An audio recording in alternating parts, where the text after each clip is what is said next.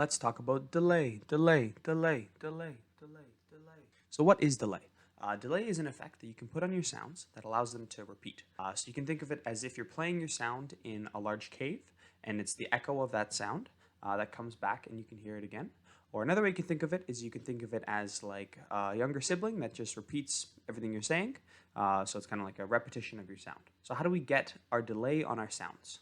So first thing you're going to do in FL Studio is you're going to open this channel mixer here, and you're going to see the different channels for your different sounds and effects. So let's choose this one as an example. If we click here into any of the slots, and then we click on this delay section here, so this is delay and reverb. The main one that we're going to be using today is Fruity Delay 2, but the main effects and knobs and things that you can change on Delay 2 are similar for other types of delays as well. So let's click here. And then we should have this Fruity Delay 2 pop up. Before we talk about delay and before we go into kind of the specifics of the knobs and things, I want you to listen to this song that I made and try to hear for yourself if you can hear where the delay is happening. So I'm going to play this. There's one section that has delay on it. Try to see if you can hear it.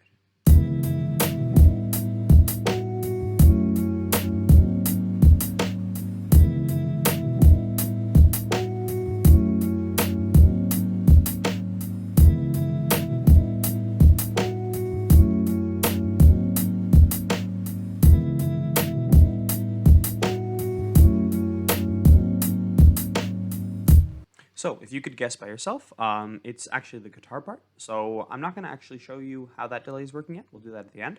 But for now, I'm going to put some delay on the kick drums, and we're going to see visually how the delay is working. So we're going to be on the kick here, and for the first time, we're going to turn off the delay and just look at how the kick sounds within this EQ. So this is going to be able to visualize the different frequencies of the kick for us, and you should see in here the kick showing up. So let's play it and listen to it.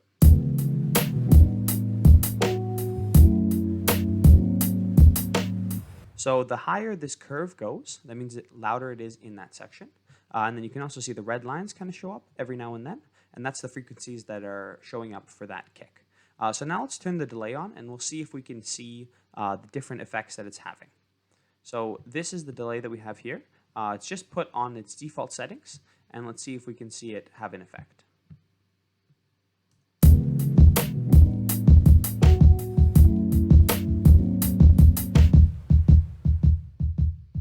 So obviously you can see that the kicks are happening a lot more frequently, but I think it's a little bit too cluttered for you to see nicely. So let's just try turning it on to sound quickly, having the kick show, and then seeing how that affects it.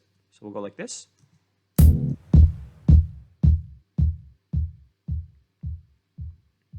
So that repeated kick over and over again, that's kind of what's happening. So now let's see what happens when we change some of these knobs. So the first knob that we're going to change is we're going to change this volume knob. Right, so this volume knob is called your feedback knob. Basically what it does is it allows your input signal to be passed back through the delay over and over again. So when it's at this default setting, it passes back a few times. If you set it all the way to the top to 100, it has no loss in the feedback, so the sound will just continue to repeat. So let's try that first, just to see how it sounds, and then you guys can kind of hear that this feedback allows it to continue. So as you can hear, the kick just kind of continues over and over again without losing any volume. So this is a little bit too high, and we don't want it to do that. And instead, we want it to bring it down. So let's see what happens when we bring it down to about 25% or 22%. So now let's play it again. So as you can see, it kind of fades away really fast. So what people call that sometimes is the decay. So we can decay really quickly. So instead of being kind of staying constant the whole time or decaying slowly, the lower this value is, the faster it decays.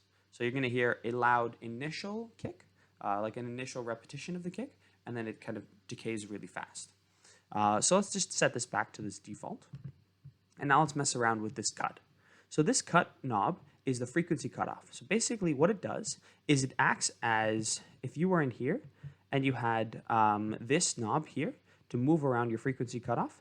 It's as if that's what it's doing, right? So for the delay, it's cutting off the frequencies and it's saying only repeat these frequencies in this section, right? So let's put this back to its initial default so we can see, and let's adjust this cut. So let's play it one time with the default cut, which is basically allowing all your frequencies through. So you can see that these ones here are showing up as well, right? So now let's decrease this to about, let's say 70, 60, 65%. Let's try that. So let's see what happens now. So we should see fewer of these frequencies up here, right? So we just lost this kind of 5 to 10K section. Now let's try it again by dropping it even more and see what happens.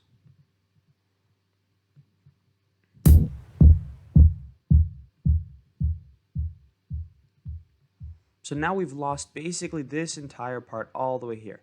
And if we drop it all the way to the bottom, we shouldn't have any feedback. So we basically shouldn't hear any frequencies in here. So let's try that now. So even though the delay is still going, we've cut out all the frequencies, so we can't hear it anymore. So this is really useful if you want to have certain frequencies of your sound repeat. So let's say just your kick or kind of like your middle part, and that's super useful for doing.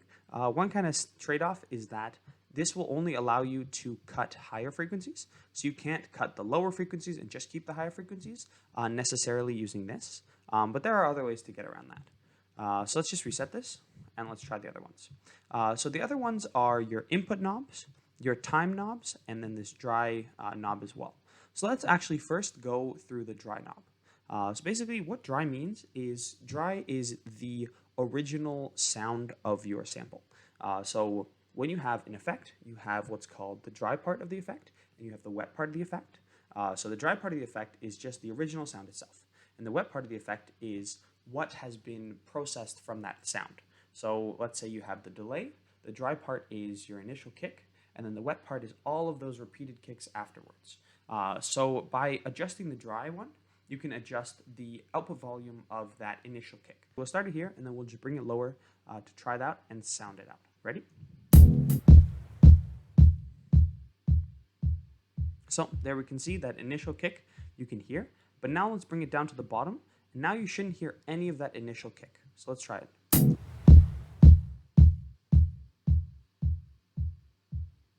So as you can hear, you didn't hear that initial kick. All you hear was that hi-hat, and then the kick delay happened afterwards. So let's try it again, just so you can hear in case you missed it that first time. So all you're hearing is the wet signal, which is the delayed signal. So you're not hearing the dry signal, which is the original kick. So let's just bring this back to the original, and let's leave it as that. So now you have a little bit of an understanding of how that's working. So now let's try messing with the time, and then we'll go to input, and then we'll see how the effect is done on the guitar. So the first thing that you need to know for the time knob is this time knob is relative to the BPM that you have in your song.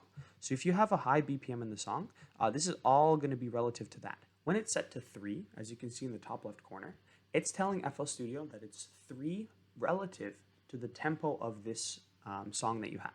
So if you increase the tempo, this 3 would scale relative to that. So it's not an absolute number, rather it is relative to the tempo that you have, which is super useful because then that allows you to play around with the tempo and change it up and not have to go through all your delays again and switch it every time. So let's try changing this and seeing what happens. So this is just our default, and let's play that right now. And now let's decrease this and see what happens. So we'll decrease it to 1, just to show you kind of the big effect of it. So you should hear the kick happen really fast afterwards. So this is basically decrease the time in between our delays. So it's going to go kick and then kick right after. So by decreasing it to 1, we've really kind of shortened the time between those 2 kicks. So I'll play it again. And then if we increase it a little bit, so let's say to 2, we should hear those kicks a little bit further apart. And now let's, for some reason, just increase it a lot to see how that's impacting it. So let's go all the way up to 6.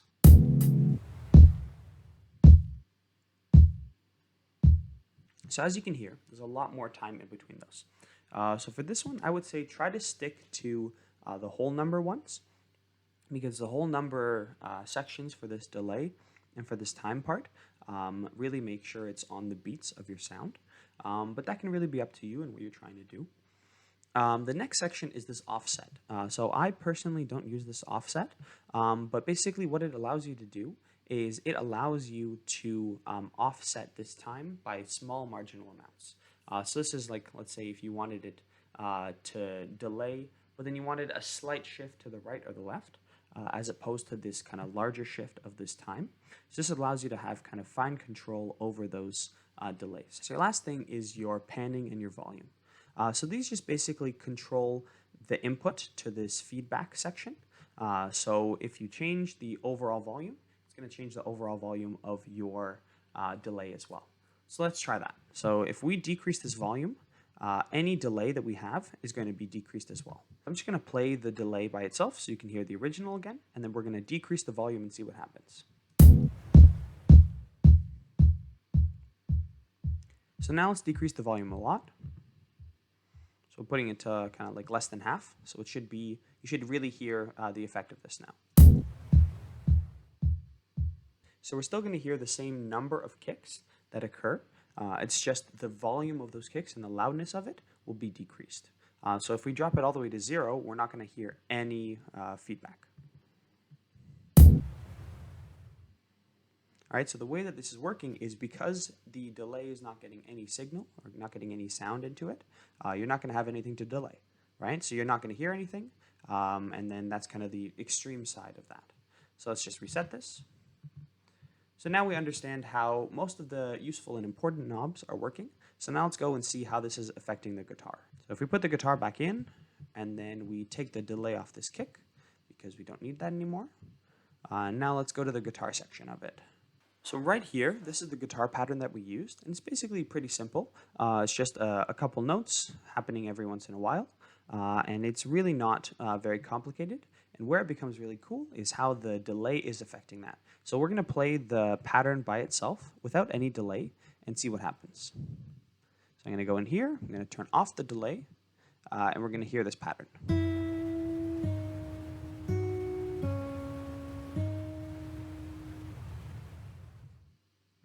So as you can hear, pretty simple. Now let's hear what happens when we add the delay.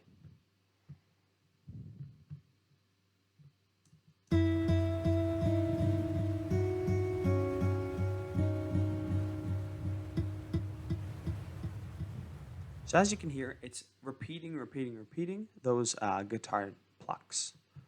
So let's see what that looks like on our EQ. So let's turn off the delay and let's see what it looks like. And then we'll look at it with the delay as well.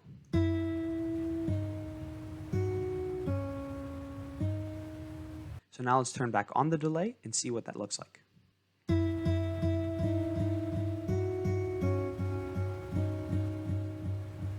So as we can hear, we have the delay affecting the guitar, and that really adds a lot of kind of feeling and it adds a lot of atmosphere to the sound. Thanks for taking the time to watch. I really appreciate it. I hope you learned a lot about delay and how it works. And here's the rest of the whole beat with all the effects on it.